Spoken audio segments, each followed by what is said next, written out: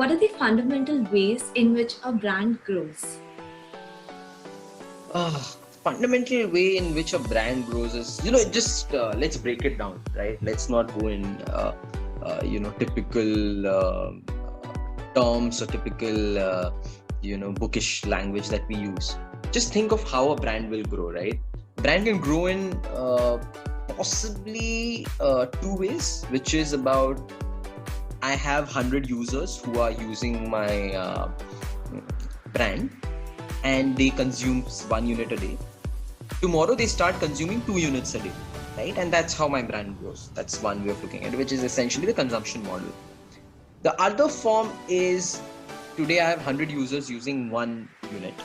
Tomorrow I have 120 users, 130 users, and 30 new users coming in.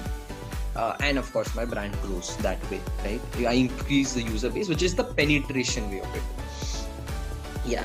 And amongst these are two very fundamental ways if you look at how a brand grows. And there is a third model which they also say is the premiumized model, which is say there are only 100 consumers in the world and all of them are using your category or your brand. The way you do it is you premiumize, you add few actions. Say for example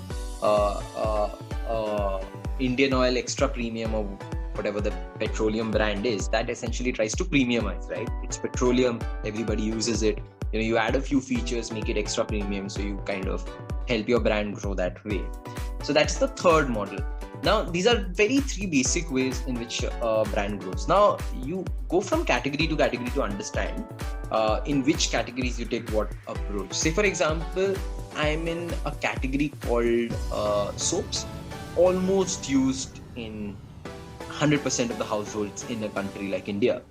Now, in soaps, if you have to grow your brand, the only way you can grow your brand is, of course, it's being used by everyone, right? So either you solve an unsolved problem, and if you solve an unsolved problem, say for example, today we have a soap, hypothetically, right, which ensures that your your skin gets rid of your skin is protected. It creates a film which protects you from ultraviolet rays. I'm taking a hypothetical example. It's a real problem. Or a soap which has a layer over your skin for 12 hours which protects you from pollution. Maybe it's a real problem that consumers face today. There's no such product, I think, which exists. And of course, if it is, it will be extremely expensive. But that's when you've created a new product and you increase penetration. You go into more households and you grow.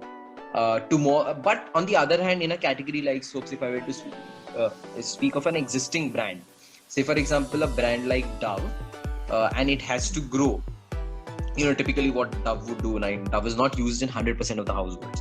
So Dove's attempt is to explain their moisturization benefit to different consumers, so that today there are, taking a hypothetical example, say X number of users out of 100 using the brand. Tomorrow it's X plus 2, X plus 3, and the brand grows.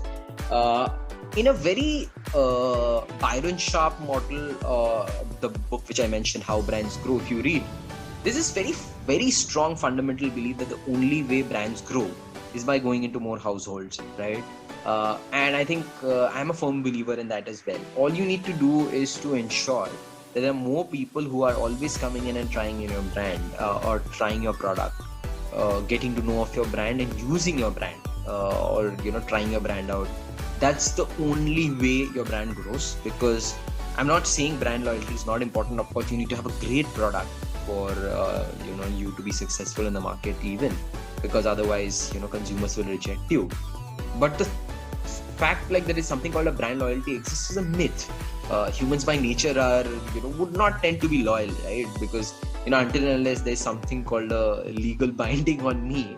If I had an option, I am paying 10 rupees for a bottle of mineral water, and Shabnam comes and starts selling me a bottle of water at 5 rupees with absolute equal value with a lesser known brand, I will just calculate, is the 5 rupee premium enough for me to buy this brand which I'm buying, or maybe I'll just go and try out Shabnam's brand.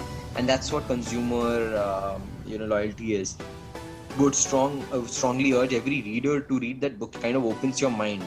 And if I were to summarize that in all of these actions on how brands grow, different brands take different actions in terms of growth, the three pillars which I explained. But broadly, uh, if you look at it, growth comes from new users, and hence it's always essential for a brand manager to ensure that the more people who are trying their brand.